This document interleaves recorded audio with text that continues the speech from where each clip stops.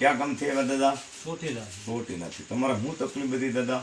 આ દુકાન ભાડે ચડી જાય એમ. હા, તો એ તમે મને ફોન કર્યો. હા હા. એટલે મારા માતાજીએ તમને શું કીધું? 21 દીનો વધારે એટલે કે વધીને 6-7 દી થશે ત્યાં મારા 6-7 દીમાં થઈ ગયું. 6-7 દીમાં દુકાન ભાડે વહી ગઈ. હા પછી એ તમને કેટલા 5,000 રૂપિયા દાના આપ્યા હતા. હા હા. પછી તમે મને પાછો ફોન કર્યો પાછો કે ભાઈ 5,000 રૂપિયા આપી જાય, હજી પાછા આવતા નથી. હા. એટલે મારા માતાજી તમને શું કીધું પાછું?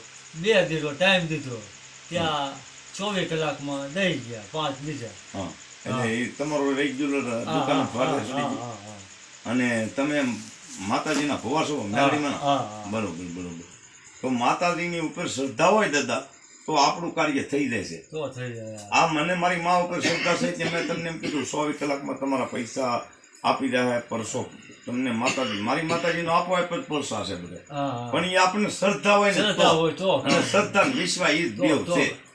શ્રદ્ધા હોય અને કઈક આપણું સાચું કામ હોય તો થાય. હા, એમ ભજન આપણું જોઈએ. હા હા. એ તો માની ઉપર આપણે વિશ્વાસ હોવો જોઈએ. અને દાદા તો તમને રેડી મારા માતાજીએ તમારું કામ કરી દીધું.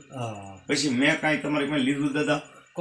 કાંઈ નહીં. આયા તમે ચા પાણી જમાડ્યા છે. હા, એમ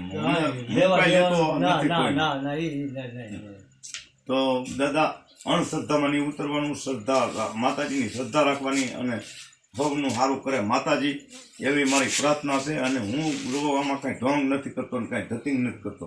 જે મને મારી માતાજી હિંદે છે ને મારા માતાજી સારું કરે છે અને હંતાઈનું સારું કરે છે. હું કોઈનું કાંઈ લેતો નથી, મારે કાંઈ કોઈ જોતું નથી. જય શક્તિ માતા.